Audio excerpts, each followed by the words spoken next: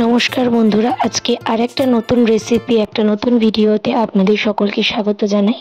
আজকে আমাদের রেসিপি হচ্ছে দই বড়া। কম বেশি সবাই খেতে ভালোবাসে। এটা টোটালটাই ঘরে বানানো। এতে যা যা লাগছে: ধনেপাতা, আদা, কাঁচা লঙ্কা, জিরে, শুকনো লঙ্কা, চিনি, টক দই, বিউলির ডাল, আর বিট নুন, মৌরি, এটসেট্রা। তো এবার আমরা প্রথমে বিউলির ডালটাকে প্রায় কালকে রাত্রে ভিজিয়ে রেখেছিলাম।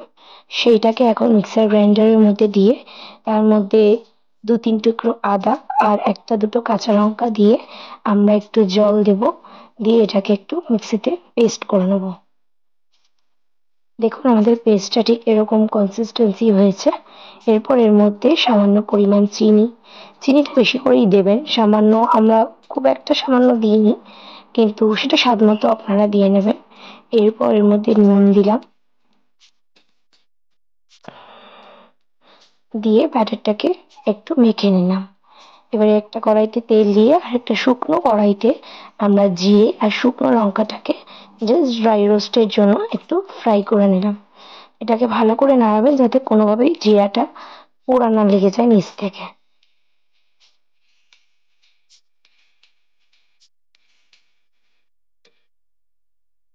এইবার জিরা আর শুকনো লঙ্কাটাকে একটা মিক্সার গ্রাইন্ডারের মধ্যে দিয়ে এটাকে পেস্ট করবো বলে দিয়ে দিলাম। এটাকে জাস্ট ড্রাই রোস্ট, কোনো জল ইউজ করবেন না, ভাজা মশলার জন্য এটা আমরা করেছি। এবারে কড়াইয়ে তেল গরম হয়ে গেছে, আমরা একে একে বড়াগুলোকে ছেড়ে দিচ্ছি।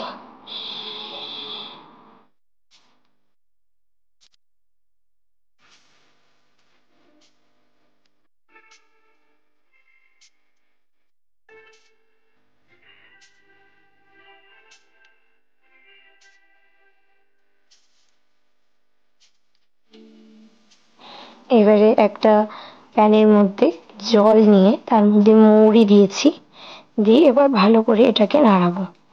এর মধ্যে এক ছিটা হিং দিয়ে দেবেন, জাস্ট ফর স্মেল। হিঙের গন্ধ সবারই ভালো লাগে। তো এর মধ্যে আমরা একটু হিং দিয়ে নিয়েছি। এবার ভালো করে আমরা নাড়িয়ে নেবো এটাকে। দেখুন বড়াগুলোকে দিয়ে দিচ্ছি ভালো করে ভাজার জন্য। একটা প্রস্তর হয়ে গেছে ভাজা, এবার এটা সেকেন্ড টাইম চলছে। এটা ধনেপাতার চাটনি। আমরা ধনেপাতাটাকে পেস্ট করে একটু কাঁচা লঙ্কা দিয়ে, ধনেপাতার জায়গায় আপনারা পুদিনা পাতাও ইউজ করতে পারেন। সেটা আমরা ধনেপাতার চাটনি করে নিয়েছি। এবার যে বড়াগুলো করে রেখেছিলাম সেগুলোকে ওই মৌরির জলের মধ্যে আমরা ভিজিয়ে দিলাম। দেখুন আমরা একটা বোলের মধ্যে টক দই নিয়ে ভালো করে এটাকে আমরা ফাটিয়ে নিচ্ছি। এরপর এর মধ্যে যে ভাজা মশলাটা করেছিলাম সেই ভাজা মশলাটাকে দিয়ে দেবো। তার আগে একটু চিনি দিয়ে নিচ্ছি, জানেন চিনি তো লাগবেই দই বড়াতে। তো এবারে ভাজা মশলাটাকে আমরা এর উপরে দিয়ে দেবো।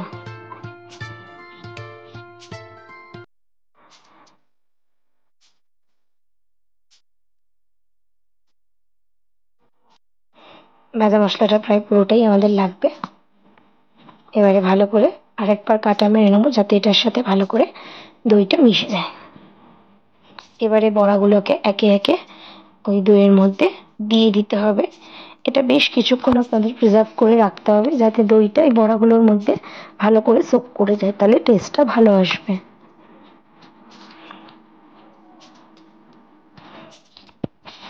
বড়াগুলো দিয়ে দিলাম।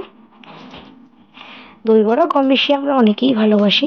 বাড়িতে একবার ট্রাই করে দেখবেন, আশা করি আপনাদের ভালো লাগবে। ঝুরি ভাজাটা একটা প্লেটের মধ্যে ঢেলে নিয়েছি। এবারে আমাদের এটা তেঁতুলের চাটনি করে রেখেছে। তেঁতুলের চাটনিটা করার জন্য আমরা প্রথমে তেঁতুলটাকে জলের মধ্যে ভালো করে চটকে গুলে নিয়েছি। এবারে একটা বাটির মধ্যে সামান্য একটু তেল দিয়ে তার মধ্যে তেঁতুলের ব্যাটারটাকে দিয়ে দিলাম। এবারে ভালো করে নাড়াতে হবে যাতে তেঁতুলটা পোড়া না লেগে যায়।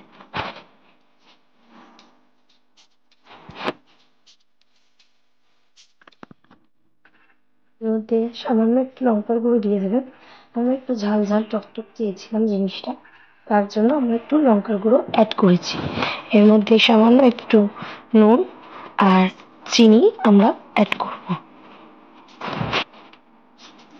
চিনিটা বেশি করে দেবেন যেহেতু তেঁতুল টক, চাটনিটা টক ঝাল মিষ্টি হবে। তার জন্যই আমরা লঙ্কা সামান্য পরিমাণ নুন আর চিনিটা অনেকটাই আমরা ইউজ করেছি চাটনিটা। দেখুন আমাদের তেঁতুলের চাটনি অলমোস্ট ডান। এই যে আমার ছেলে দিক ওদিক সেদিক সারাদিক শুধু ঘুরতেই থাকছে। হয়ে গেছে আমাদের তেঁতুলের চাটনিটা অলমোস্ট। একটু নাড়িয়ে নিচ্ছি যাতে পোড়া না লেগে যায়। একটু জল দিয়ে নিলাম যাতে লিকুইড মতো হয়ে যায়, নয়তো ঘন হয়ে যাবে। 1 চিমটা হলুদ দিলাম জাস্ট একটু কালারের জন্য। দেখুন এটা অলমোস্ট হয়ে গেছে। তেঁতুলের চাটনি আমাদের রেডি। এদিকে ধনেপাতার চাটনি, এদিকে ঝুরি ভাজা। এবারে আমরা এটাকে সুন্দর করে সার্ভ করব। ঝুরি ভাজাটা ভাজা মশলা যেটুকু ছিল সেটুকু আমার শাশুড়ি মা উপর থেকে ছড়িয়ে দিচ্ছেন। আর আমাকে দেখুন মাঝখানে মাঝখানে ঝুরি ভাজাগুলোকে টুকটুক করে তুলে খেয়ে নিচ্ছি।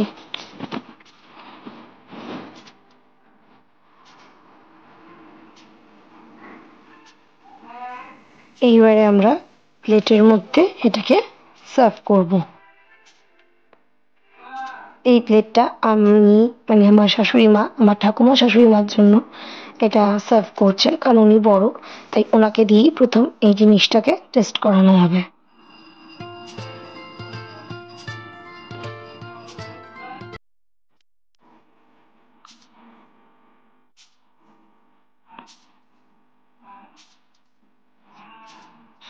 উপর দিয়ে একটু তেঁতুলের চাটনি দিয়ে দিলাম। এবারে ধনেপাতা বা পুদিনা পাতা যে চাটনিটাই আপনারা করবেন না কেন একটু দিয়ে দেবেন। আমি তেঁতুলটা খেতে একটু বেশি ভালোবাসি, তাই বেশি করেই একটু তেঁতুল দিয়ে দিয়েছি। এবারে ঝুরি ভাজাটা উপর থেকে দিয়ে আমরা সুন্দর করে প্লেটিংটা কমপ্লিট করলাম।